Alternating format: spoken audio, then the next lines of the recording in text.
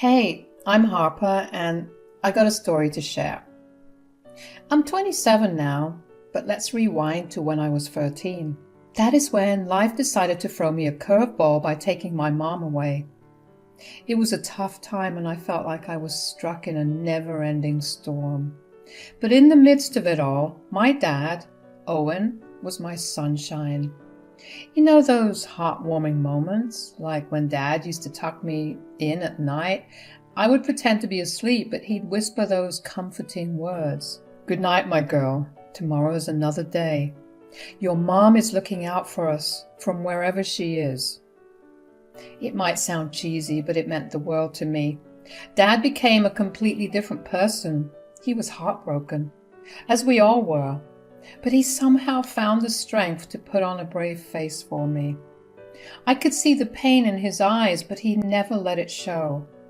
That is the kind of dad he was and still is. There were days when I would walk into the kitchen just to see him cry, but he didn't notice I was there. Then, when I turned 17, Dad met Martha, a very attractive woman who swept him off his feet. They fell head over heels in love, and would you believe it, they tied the knot. Now, Martha had a daughter, Camilla, who was pretty much my age. I did not like both of them, but I knew that my dad was genuinely happy with Martha. And that was worth more than anything else. It had been ages since I had seen him smile like that. When Camilla and Martha first moved in, it was tough, especially with my dad urging me to adjust and make them feel welcome. It felt like I was trying to fit a square peg into a round hole, but I did my best. When my dad left for work, it felt like Martha and Camilla had teamed up against me. They had their own secret language, little jokes and moments they shared, and I often felt like an outsider in my own house. Once I tried to join in their laughter, but they exchanged one of those "we know something you don't" looks. I swear I felt like I was the punchline in a joke I was not in on. Martha, well, she was more focused on her new life and marriage, so she didn't pay much attention to me. But Camilla, on the other hand, seemed to make it her mission to torment me. First, she would borrow my things without asking and return them in a horrible state. My favorite books had torn pages and my makeup looked like it had survived a hurricane. When I would confront her, she'd just shrug and say, "Sorry, I didn't realize." Yeah, right. One day Camilla crossed a line, and it was a line I had drawn around something very precious to me. No one was home, and Camilla must have thought it was a perfect opportunity. She openly walked into my room, cigarette in hand, and before I could even react, she was making a disturbing attempt to set my Polaroid box on fire with her lighter. That box was a treasure chest of memories full of Polaroids of me and my deceased mother. Each picture was a piece of my heart, a connection to a time that I could not bring back. "Camilla, please put that lighter down. You're going to ruin something very precious to me. Those are my mom's pictures." "You are such a buzzkill, Harper. Can't you just loosen up for once? Always with your nose buried in books and trying to please your dad. He's not even someone that I like, but hey, he's the one who's paying for this house and the food in the fridge. I can spend all his money if I want. How dare you say that about my dad? You and your mom have always made me feel like an outsider in my own home."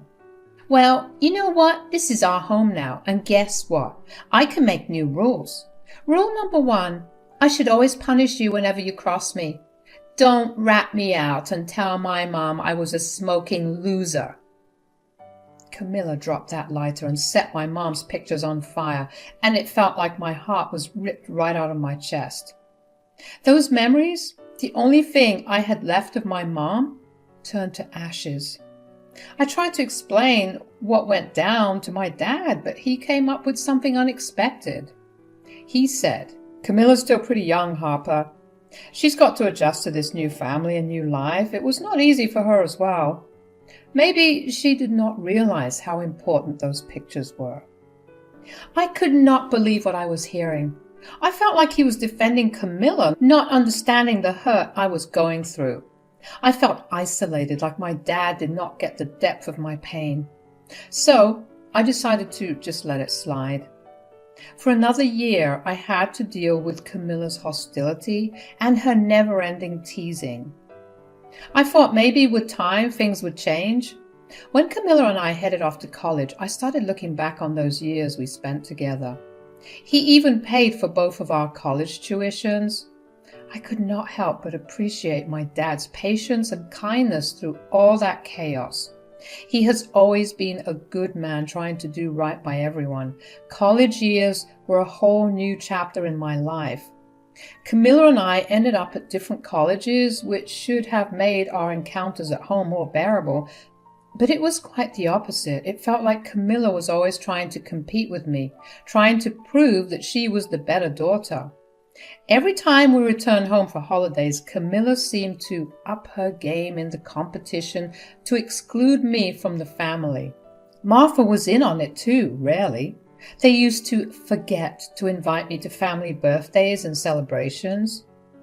As college came to an end, Camilla and I found ourselves back in our hometowns, but our paths took different routes.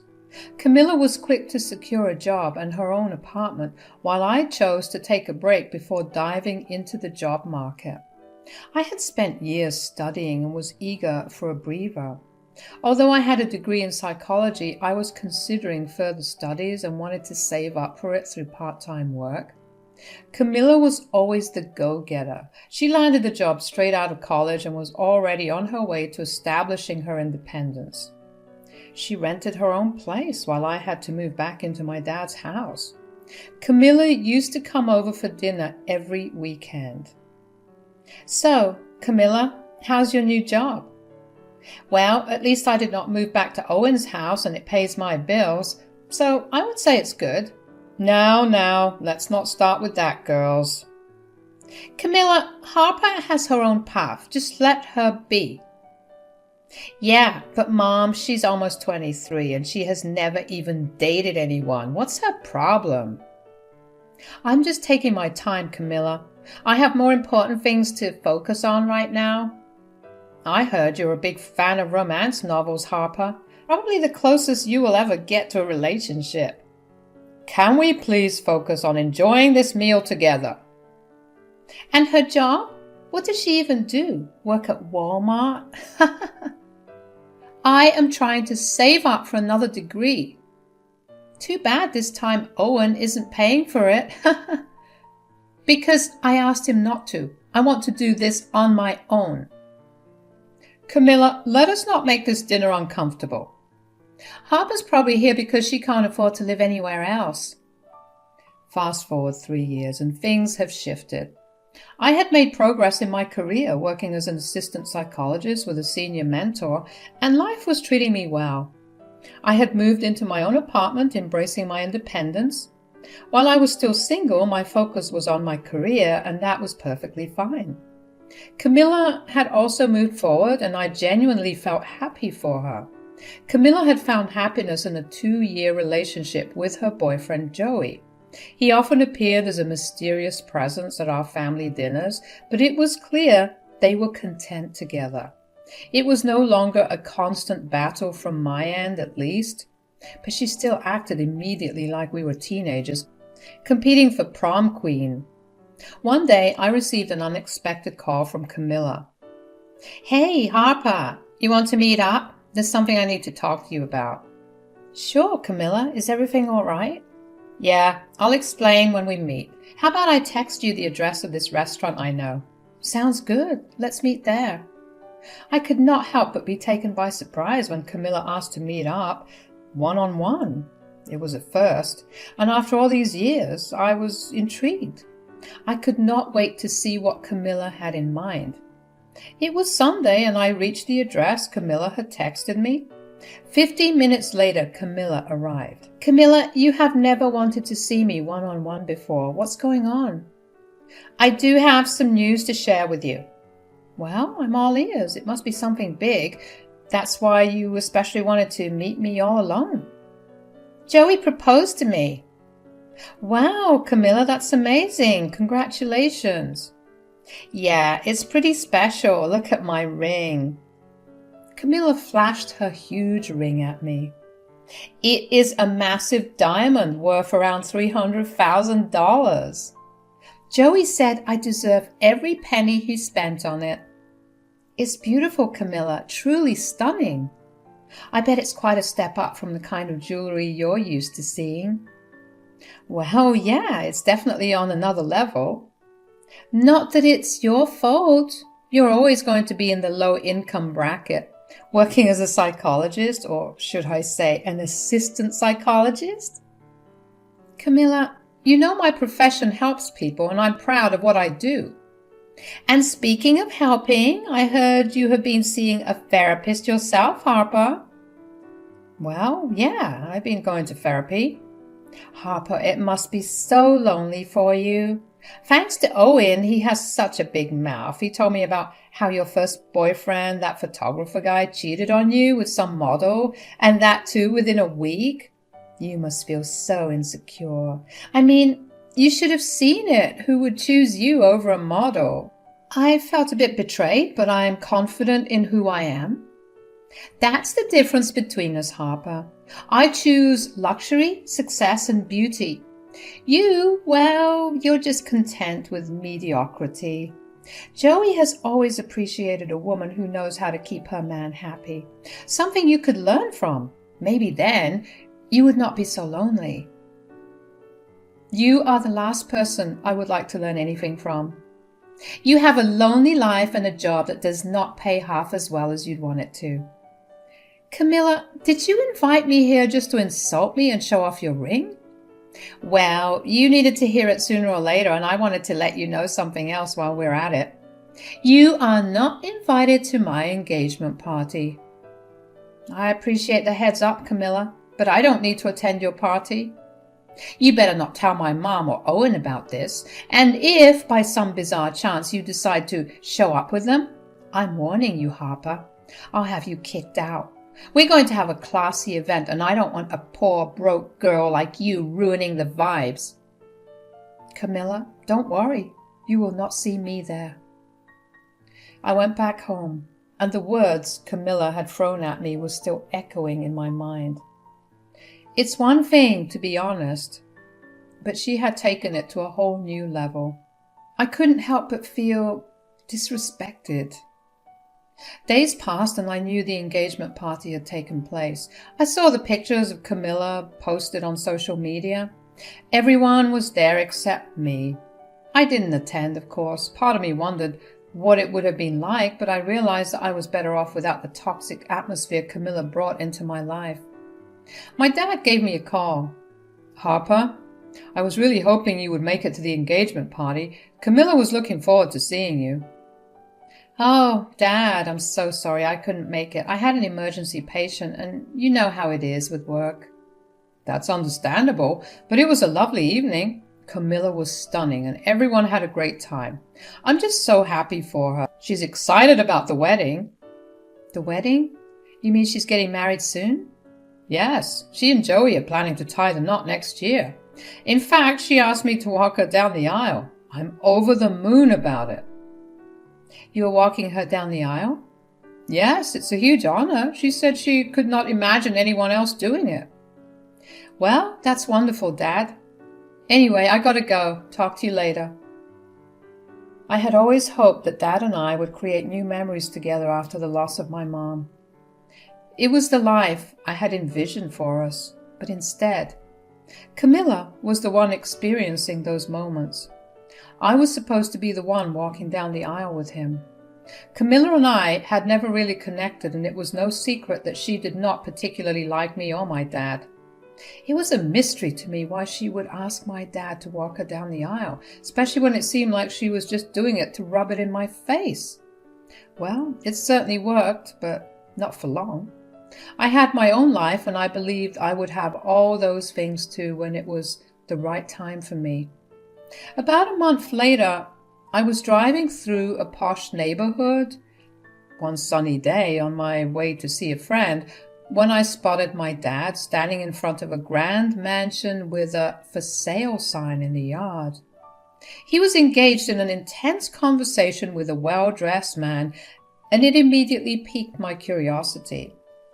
The mansion was breathtaking, the kind of place that most people could only dream of living in. I pulled over to the side and got out of my car. "Hey, Dad." My dad exchanged goodbyes with the man in the suit and walked towards me.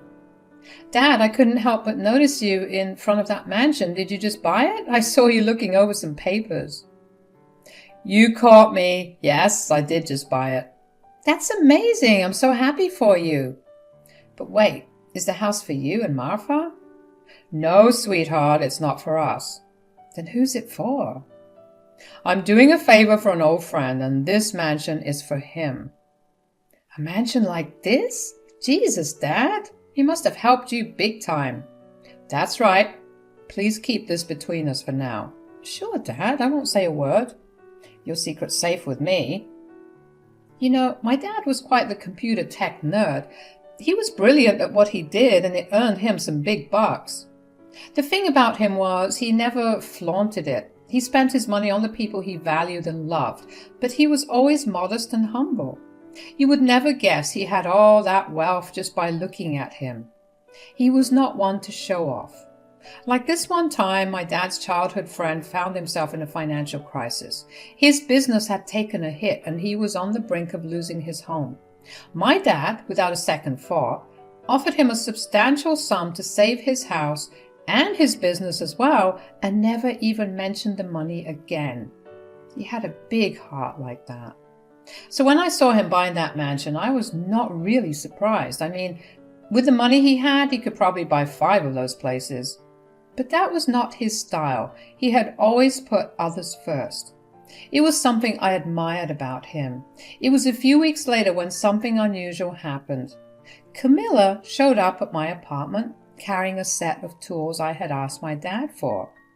It was entirely out of character for her to be helpful like this. "Thanks for the tools. Would you like to come in for some coffee?" "Sure, I'll take that coffee. I could use some." "So, Camilla, I've been curious about something. Why did you ask Dad to walk you down the aisle at your engagement party? I mean, you never seem to like him much." "Oh, Harper, you really don't get it, do you? Let me enlighten you. Your dear old dad, Owen, isn't my father. He paid for my college, gave me a roof over my head, and did his best to help me. He's like a sad old man trying to make up for his failures." "Camilla, that's really harsh. How dare you talk shit about my dad like that? He sees you like his own daughter." "That isn't enough, Harper. Let's get one thing straight. I don't care about you or your dad. I'm finally getting married to Joey. He is rich. He can provide better for me, and I can even take better care of my mom. Owen is not my responsibility. You better work your butt off to help him because you guys are broke." "Camilla, that is not fair. You know Dad would do anything for you." "Anything he can, which is not much, is it? Your dad's a good guy, but he is just not up to our standards. Joey bought us a new house. Did I tell you about that? It is lavish, spacious, and so much better than anything Owen could provide." "Really? Here, take a look at this, 'cause you sure wouldn't be allowed in here." "Your poor father could never afford a place like this for me and my mother." When I saw the picture of the house, I couldn't contain my laughter. It was the house my dad had bought some time back. "Is this some kind of a joke, Camilla? That house my dad bought a while back." "No, Joey bought that house. You are so oblivious to the truth, Harper." "Let's go over to Dad's place right now and settle this." As we drove over to Dad's place, tension filled the car. Camilla and I argued about the house. I couldn't believe she thought Joey had bought that house, which was actually Dad's recent investment. After a 30-minute drive, that felt like an eternity, we finally reached our location. Martha was not home and Dad was all alone. "Owen, Harper just doesn't understand that I'm moving on to a better life with Joey. She thinks you bought that house." "Camilla, we are here, so let's just hear the truth. Dad bought this house for your friend, right? Camilla, you are delusional if you believe Joe is responsible for buying this place. Hold on, both of you. Let me explain. I did purchase that house, but it wasn't for some friend, Harper. Sorry for lying to you like that. It was for Joey. Joey told me he helped his aunt to pay for this expensive surgery and was running short of money. But he wanted to surprise you too with a new place before the wedding, Camilla. I decided to use my savings to help him. He told me to keep it a secret and promised to pay it back. That can't be true. Joey's aunt is in a very good shape. I believe my dad. He's not the one lying here. You might want to talk to your fiancé, Camilla. Excuse me. I need to leave. Camilla left my dad's house in a hurry, her face pale as a ghost. I couldn't help but wonder if Joey had been lying to her, manipulating her into believing that the house was his grand gesture. A few days passed after that heated conversation. What I have heard from my dad was the wedding had been cancelled and Camilla and Joey broke up. I couldn't shake off the anger and disappointment I felt about Camilla and how she had spoken about my dad. I mean, how could she, after everything my dad had done for her, after helping her countless times, providing a roof over her head and paying for her college education? She had the audacity to criticize him. But it wasn't just about my dad, it was also how she had ridiculed me for not being as successful as she was, for not having a so-called lavish lifestyle like she did. I needed answers. I could not let her think she could treat my dad this way and get away with it. So I headed over to her place. What are you doing here? We didn't get to finish what we were talking about the other day. How could you say those things about my dad and me after everything he's done for you? He's been nothing but kind. Can you go a little easy on me? I just broke up with Joey. He had no money left, Harper. He gambled it all away, and the engagement ring he got me, that was fake. There was no aunt who needed surgery. It was all a ruse to convince your dad to buy that house for him. Harper, you and your pathetic dad are the last people I care about right now. Camilla, it seems like you will never learn your lesson. I almost felt sorry for you, but with an attitude like that, maybe you do deserve it. So here I am in a world that is opening up for me. Camilla, she's out of my life now. You know, after our confrontation, I decided to break off all contact with her. And after all that has happened, I don't feel bad for her anymore. What surprised me, though, was the talk I had with my dad. I just had to let him know the truth about Camilla's intentions. He was upset, naturally, but it was high time he knew the reality of what had been going on. I had to make him aware that not everyone in our lives can be trusted, especially not people like Camilla and her shady connections. You should never talk poorly about people or belittle them, because what goes around can certainly come around, just as it did with Camilla. You never really know what someone is going through or what might come back to haunt you in